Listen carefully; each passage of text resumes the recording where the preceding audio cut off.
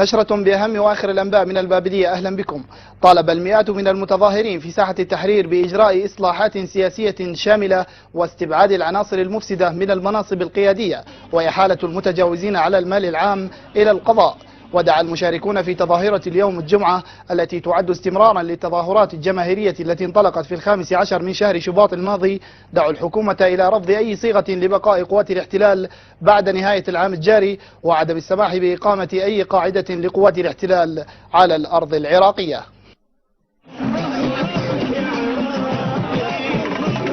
قال رئيس مجلس النواب أسامة النجيفي إن المجلس سيناقش الأسبوع المقبل موضوع التصويت على مرشحي الوزارات الأمنية الذين تم تقديمهم مؤخرا إلى البرلمان من قبل رئيس الحكومة. وأوضح النجيفي إن رئيس مجلس الوزراء نور المالكي قدم أسماء مرشحي الوزارات الأمنية وقد وزعت سيرتهم الذاتية على أعضاء البرلمان من أجل مناقشة الموضوع، مضيفا إن مجلس النواب سيناقش الأسبوع المقبل موضوع التصويت على مرشحي الوزارات الأمنية مع الكتل السياسية، وسيدرج ذلك ضمن جدول الأعمال. من جهتها أعلنت الكتلة العراقية عن رفضها التصويت على قائمة مرشحي الحقائب الأمنية التي وصلت إلى مجلس النواب، مبينة إن حقيبة الدفاع من حصة العراقية وهي المسؤولة عن ترشيح وزير لها. وقال المتحدث باسم العراقية شاكر كتاب إن كتلته لن تصوت على مرشحي المناصب الأمنية خارج الاتفاق السياسي، مشيرا إلى أن العراقية قدمت مرشحين لحقيبة الدفاع إلى رئيس الوزراء نور المالكي، وفي حال اختيار الأخير لأي مرشح خارج ترشيحاتها فإنه مرفوض ولن تصوت له الكتلة في مجلس النواب.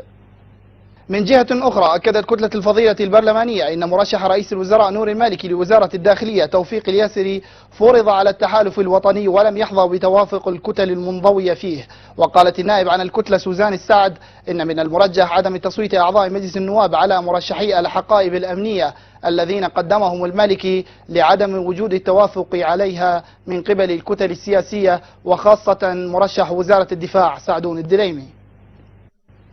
قامت قوة عسكرية تابعة للواء المثنى في منطقة نمرة 8 في أبو غريب بحملة اعتقالات، حيث اعتقلت 40 شخصا من مجلس عزاء في المنطقة دون مذكرة اعتقال وبدعوى الاشتباه. وأكد لفيف من أهالي المنطقة أن القوة اعتدت على المعتقلين بالضرب والشتم، وإن من بين المعتقلين شيخ كبير توفي على أثر التعذيب، وإن القوة أطلقت سراح نصف المعتقلين فيما لا يزال النصف الآخر محتجزا في جهة مجهولة. بدوره أكد النائب أحمد المساري إن لديه صورا تؤكد تعرض المعتقلين إلى الضرب والاعتداء من قبل قوة من الفوج الأول للواء المثنى من الجيش العراقي. مو إنسانية أنه تم ضرب المعتقلين وضرب عنيف، وإلى حد أنه أدى إلى وفاة أحد المعتقلين نتيجة الضرب بالسيارة الهور العسكرية. وصلت لي صورة مصورة بالموبايل